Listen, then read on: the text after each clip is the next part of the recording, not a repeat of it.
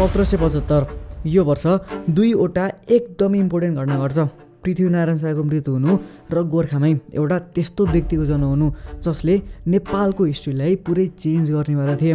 आजको नेपाल आज जस्तो छ त्योभन्दा पनि सायद ध्वस्त हुन सक्थ्यो होला, तर सौभाग्यवश नेपाललाई उनीले डोराउँदै थिए। तर उनी एक किसिमले जितेर पनि हारे। आफ्नै भाइ भारतर बीच कपटीको भाव पलायो र उनका विरुद्ध विभिन्न षड्यन्त्रहरू रचिन थालिए र उनको निकै नै निर्दय तरिकाले अन्त्य हुनेवाला थियो। कथा हो the most influencing man in the history of Nepal. र उनी जङ्गबहादुर थिएनन्, तर यसो भनिरहँदा पछि गएर उनको सपना कतै न कतै जङ्गबहादुरले नै पुरा गरे। उनी जसका सबैभन्दा ठुला फ्यान थिए, जङ्गबहादुर भनेपछि गएर उनीका फ्यान हुनेवाला थिए। इनफ्याक्ट उनीको काखमा जङ्गबहादुर रमाए र उनीले एक हिसाबले जङ्गबहादुरलाई हुर्काएका पनि थिए। र हुर्किने क्रममा उनले जङ्गलाई युद्धको घटना र हारजितका कथाहरू सुनाउने गर्थे। पृथ्वीनारायण शाहले आफ्नो अन्तिम समयमा दिएका उपदेशहरूको फलस्वरूप जङ्गबहादुर पछि युरोप जानेवाला थिए। सायद जङ्गबहादुरलाई आज हामीले अर्कै तरिकाले पोर्ट्रे गरिरहेका हुन्थ्यौँ होला, तर उनको साथ उनलाई गाइड गर्न एक विशिष्ट व्यक्ति थिए जसले नेसनल सिक्युरिटी, नेसनल इन्ट्रेस्टलाई राम्रोसँग बुझेको थियो। मैले किन उनको यति धेरै बढाइ चढाइ गरेर प्रशंसा गरिरहेको छु त? आखिर को हुन् त उनी? 1850मा जङ्गबहादुर राणा बेलायत गएको कुरा त हाम्रो लागि कुनै नौलो होइन। उनले त्यहाँ पाएको भिआइपी ट्रिटमेन्ट, लरबेलसँग लपरेको कुरा पनि थाहा नै छ। तर सायद के थाहा थिएन होला भने उनी बेलायतदेखि नेपाल फर्किहाल्ने प्लान बनाएका थिएनन् र यदि प्लान अनुसार सबै परिपाटी मिल्दै गए उनी बेलायतपछि फ्रान्स र फ्रान्सपछि रसिया गएर मात्र नेपाल फर्किनेवाला थिए। यता नेपाल जहाँ जङ्गबहादुरको भर्खरै उदय भएको थियो, जहाँ उनका विरुद्ध उनको शत्रुहरूलाई पावर फिर्ता लिने एउटा सुनौलो अवसर हुन सक्थ्यो। पावर चाहनेवालाहरूका लागि जङ्गे नभएको बेला उनको महासिंहासन ताक्नु स्वाभाविक नै थियो र यो कुरा जङ्गेलाई थाहा नहुने कुरै भएन। उनी पनि महाचतुर थिए। त्यसैले उनी बेलायत आउनु अगाडि नै उनले आफ्नो भाइ बमबहादुरलाई कार्यवाहक प्राइम मिनिस्टरको जिम्मेवारी दिएका थिए। तर बमबहादुरले राम्ररी काम गर्न सकिरहेका थिएनन्, अर्थात् उनले स्टेट एफेयर्समा राम्रो पकड, राम्रो ग्रिप लिन सकेका थिएनन्। आफ्नो भाइ बमबहादुरको ताल देखेर, इन्कम्पिटेन्स देखेर जङ्गबहादुर एकदमै फ्रस्ट्रेट भइसकेका थिए र यसै कारण उनी अब भ्रमणलाई छुट्याउनु पर्ने हो कि भन्ने कुरा ब्याक अफ द माइन्ड सोच्दै थिए। तर उनी आफ्नो भ्रमणलाई इन्कम्प्लिट राख्न भने चाहँदैन थिए। तर यहाँ परिस्थितिले जित्यो र चाहँदा नचाहँदै पनि उनले आफ्नो भिजिटलाई छुट्याउनु पर्ने भयो। बेलायतपछि फ्रान्स हुँदै इम्पेरिकल रसिया जाने योजना अब सिधै फ्रान्सपछि नेपाल फर्किनु पर्ने भयो। जङ्गबहादुरको लागि फ्रान्स भिजिट एकदमै क्रुसियल थियो। यो यति धेरै क्रुसियल थियो कि यसले पछि गएर राणा शासन 104 वर्षसम्म टिक्नु र डोमिनेटिङ हुनुको मेन कारण बन्न पुग्यो। बाल नरसिंह कुँवर उर्फ जङ्गबहादुर राणा सानो छँदा उनी आफ्नो बुढो मामासँग समय बिताउँथे। मामाले पनि मानिसलाई असाध्यै माया गर्ने, आफूले देखेको भएको कथा र युद्धको अनुभवहरू सुनाउँथे। युद्धको पराजयको क्षण सम्झिँदा मामाको आँखा रसाउँथ्यो र त्यही मामाको निराशा देखेर होला जङ्गले पनि आफ्नो देशको अखण्ड र सोभरेनिटीको महत्त्व थाहा हुँदै गयो। उनको मामा कोही आँखे पाखे थिएनन्। हाम्रो यस भिडियोको मेन क्यारेक्टर नै हाम्रा मामा श्री हुन्। दुवै मामा र भान्जा फ्रान्सका एम्परर नेपोलियन बोनापार्टका सबैभन्दा ठुला फ्यान थिए र अहिले उनी जङ्गबहादुर नेपोलियन बोनापार्टका सक्सेसरलाई भेट्न बेलायतपछि फ्रान्स जाँदै थिए। Most influencing man in the history of Nepal Bhimsen Thapa. अखण्ड नेपाल हुनुमा जति काजी भीमसेन थापाको हात छ त्यति नै हात सायदै अरूको कसैको होला, तर पनि धेरैलाई उहाँको बारे थाहा नै छैन। भीमसेन थापाको पर्सनालिटी बारे राजा रणबहादुर शाहको भनाइ थियो, म मरी मुलुक डुब्निया छैन, भीमसेन मर्यो भने मुलुक डुब्निया छ। र चन्द्र शमशेरको शब्दमा एउटा भीमसेन थापा नजन्मिएको भए नेपाल उहिले हिँडिसक्थ्यो। नेपाल राष्ट्रका जनक बडा महाराज पृथ्वीनारायण शाहले जाँदा जाँदै दिएर गएको नेसनल इन्ट्रेस्ट सम्बन्धी सिद्धान्तका व्यवहारिक स्वरूप भीमसेन थापा थिए। उनको राज्य सञ्चालन यति कार्य इफेक्टिभ थियो कि ऊ बेला नेपाल भन्नु नै भीमसेन थापा र भीमसेन थापा भन्नु नै नेपाल थियो। भीमसेन थापाको कन्टेक्स्टमा उनका दुवै राम्रा र नराम्रा पक्षका कुराहरू इतिहासमा पाइन्छन्। एक थरी इतिहासकारहरूले उनलाई देशभक्ति मुक्तियारको रूपमा हेर्दछन् भने अर्का थरी इतिहासकारहरूले उनलाई एक षड्यन्त्रकारी कपटीको रूपमा हेर्छन्। नराम्रो होला र रुमर्सलाई एकापट्टि उनको सन्दर्भमा भनिएको छ कि nothing is dearer in nearer to his heart than the independence of his country. अरूभन्दा पनि मेन त उनी अङ्ग्रेजका कट्टर विरोधी थिए। देश इन्डिपेन्डेन्ट रहनु र सर्वस्व स्वामित्व आफैसँग रहनुको उनले महत्त्व बुझेका थिए। जनरल भीमसेन थापाले आफ्नो 30 वर्ष लामो मुक्तियारीकालमा त्यतिखेरको नेपाली समाजमा प्रचलित नराम्रालाई साइड लगाएर उनले धेरै सोसियल, इकोनोमिकल, जुडिसियल र मिलिट्री रिफर्म्सहरू लिएर आएका थिए। नेपालको छिमेकी राष्ट्र इन्डियामा इस्ट इन्डिया कम्पनीको कन्ट्रोल र इन्टरफेरेन्स बढ्दै थियो। उनीहरू झनभन्दा झन्झन बढी पावरफुल हुँदै थियो र नेपालको लागि यो एउटा थ्रेट हुन सक्थ्यो जुन कुरा काजी थापाले बुझेका थिए। आफ्नो देशको सार्वभौमसत्ता सोभरेनिटी जोगाउने हो भने ब्रिटिसको शत्रु देश फ्रान्ससँग राम्रो सम्बन्ध बनाउनतिर भीमसेन थापा लागे। शत्रुको शत्रु साथी हुने भएकाले फ्रान्ससँग राम्रो रिलेसन मेन्टेन हुँदै गयो। यता अङ्ग्रेज जोसँग पावरफुल आर्मी थियो, जोसँग मोडर्न मिलिट्रीको एक्सेस थियो, उनीहरूबाट नेपाल सधैँ तर्किएर र जोगिएर बस्नुपर्ने थियो। आखिर उनीहरूसित के चाहिँ थिएन होला र, you name it, they had it all. तर नेपालसँग काउन्टरमा केवल थियो खुकुरी र तोपेको गोला। यसले एकैछिन हाम्रो छाती फुलेर त अवश्य होला। ओहो हेर त 1v16 मेसिन गन भर्सेस आगे आगे तोपेको। नो यसरी काम चल्दैन। भीमसेन थापाले अरू नै के प्लान सोच्दै थिए। नेपालमै तोप, बन्दुक र गोली म्यानुफ्याक्चर गर्न 7वटा ठुला फ्याक्ट्रीहरू काजी थापाले नै खोले।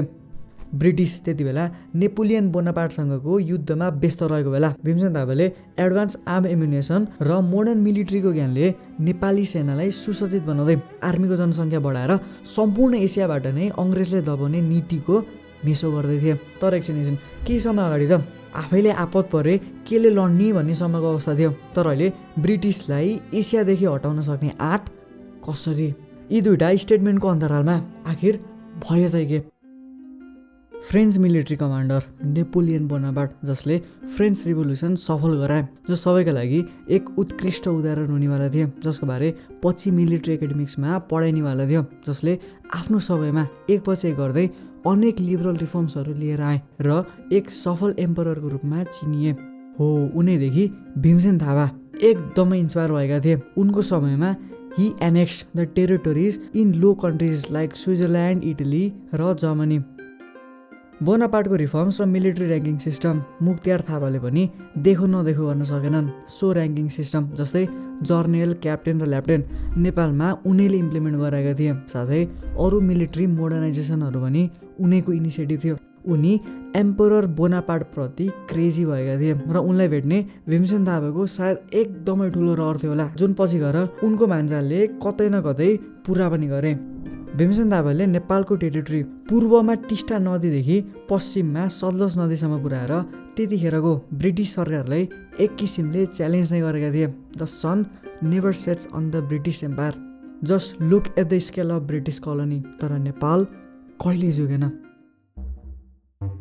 कुनै पनि शासक पक्षले लामो समयसँग रुल गर्दा त्यस पक्षको विरोध हुनु स्वाभाविक नै हो र यो कुरा भीमसेन थापाको मुक्तियारी कालमा पनि त्यस्तै भयो। उनलाई चाहने जति थिए त्यति नै नचाहनेहरू पनि थिए। उनी अब षड्यन्त्रको चपेटोमा पर्नेवाला थिए। त्यति बेलाको प्रधानमन्त्री भीमसेन थापा, जसले नेपालको हितमा विभिन्न सुधारका कामहरू गरे, हो उनैको विरुद्ध इतिहासको पाना पल्टाएर हेर्दा उनलाई एक राष्ट्रघाती हो है भनेर पोर्ट्रे गरिनका लागि भित्रभित्र चलखेल सुरु भयो र स्पोइलर अलर्ट, उनको पतन एकदमै दुःखदायी थियो।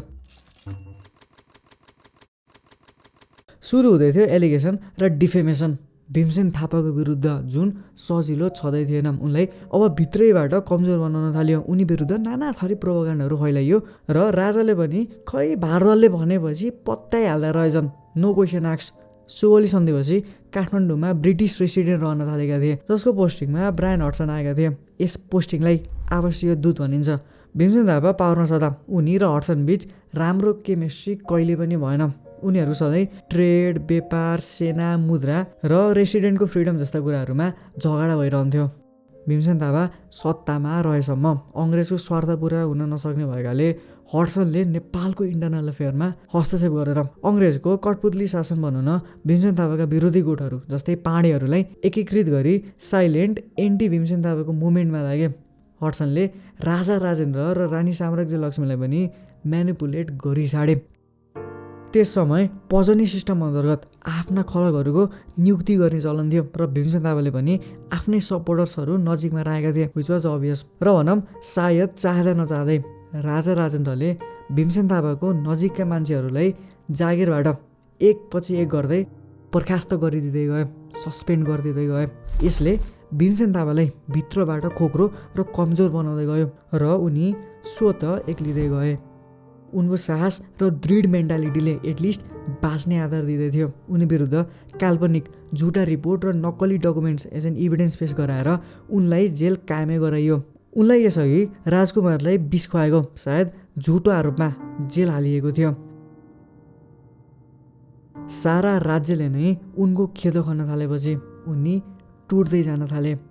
भीमसेन थापालाई जेलमा टर्चर दिएर पनि नपुगेको रणजङ पाण्डेले थापाकी पत्नी भक्तकुमारीलाई वस्त्रहीन अवस्थामा सहर घुमाउने र सो दृश्य विष्ट कुण्डमा गाडिएर भीमसेन थापाले हेर्नुपर्ने होहल्ला फिजाइएपछि देशभक्त स्वाभिमानी 64 वर्षीय भीमसेन थापाले आत्महत्या गर्नु नै ठिक ठानी नजिकै रहेको खुकुरीद्वारा घाँटी रेटी जुलाई 28, 1834 को त्यो कालो दिन। सतीले सरापेको देश राम्रो गर्नेको यो देशमा कहिले गलो नहोस्। प्राइम मिनिस्टर थापाको मृत शवलाई पहाडेहरूले टुक्रै टुक्रा बारी विष्णुमतीको किनारमा फालिदिए। यो कुरा अलि कन्ट्रोभर्सियल छ, उनको अन्त्य कसरी भयो भन्ने कुरा, किनभने जित्नेले हिस्ट्री लेख्छन् तर यसमा भीमसेन थापालाई हार्न बाध्य पारियो। पाण्डे परिवारबाट भीमसेन थापाको दाह संस्कार समेत गर्न दिइएन। यसरी भीमसेन थापाको ऐतिहासिक दुःखद अन्त्य गरियो। म मरी मुलुक डुब्ने छैन, भीमसेन मर्यो भने मुलुक डुब्ने छ। यो सबै पृथ्वी नारायणबाट सुरु भएको थियो। नेपालको नेसनल इन्ट्रेस्ट, नेसनलिजम, राष्ट्रियतालाई पृथ्वीनारायण शाहले परिकल्पना गर्नुभएको थियो। आफ्नो मृत्यु नजिकै आइपुगेको थाहा पाएपछि पृथ्वीनारायण शाहले नजिकैका भाइ भारद्वाजलाई नुवाकोट दरबारमा बोलाएर दिएको निर्देशनको सङ्गालो हो यो। करिब 2.5 शताब्दी अघि दिएको यो उपदेश कालान्तरमा दिव्य उपदेशको रूपमा लोकप्रिय भयो। यहाँ देशलाई नराम्रो नजरबाट जोगाउने र कायदामा चलाउने फर्मुलाहरू छन्। उपरान्त यो राज्य 2 ढुङ्गाको तरुल जस्तो रहेछ। चीन बादशाहसित ठुलो घा राख्नु, रेस्पेक्ट राख्नु, दक्षिणका समुद्रका बादशाहसित घात राख्नु, तर त्यो महाचतुर छ। हिन्दुस्तान जम्यो भने कठिन पर्ला, एक दिन त्यो बल आउनेछ। जाई कटक गर्नु, झिकी कटक नगर्नु, जसको अर्थ आफै सन्किन भने नजानु, तर अरू कोही गिजाउन आयो भने उसलाई बाँकी नछड्नु। वेल 7 सालपछि के भयो? राणा शासन हट्यो। राणा शासन सँगसँगै नेसनल इन्ट्रेस्ट पनि फितल हुँदै गयो। राणा राम्रा थिए नराम्रा थिए त्यो सब्जेक्टिभ कुरा हो, तर एउटा राम्रो कुरा म आज भन्छु, साझा नेसनल इन्ट्रेस्टले देशको सोभरेनिटीलाई बाँधेर राखेको थियो। तर त्यो नेसनल इन्ट्रेस्टलाई अहिले विभिन्न व्यक्तिको पर्सनल इन्ट्रेस्टले ओभरटेक गर्दैछ र हाम्रो कमन इन्ट्रेस्ट नभएको फलस्वरूप फुट्ने दिन हाम्रो नजिकै छ। यसबारे डिबेट र डायलग हुन आवश्यक छ। मेरो घर जगाउने मैले हो, मेरो देश जगाउने मैले हो। पल्ला घरको छिमेकीले आएर हेरिदिइहाल्छ नि भनेर बस्यो भने एक दिन कोही अरू आएर हामीलाई नचौला भन्न सकिन्न। पूर्व पश्चिमका खसबाहरूलाई दरबारमा पस्न नदिनु। अब किन भनौँला, बाहिरिया मान्छेले दरबारमा बेइज्जती गराउँछ।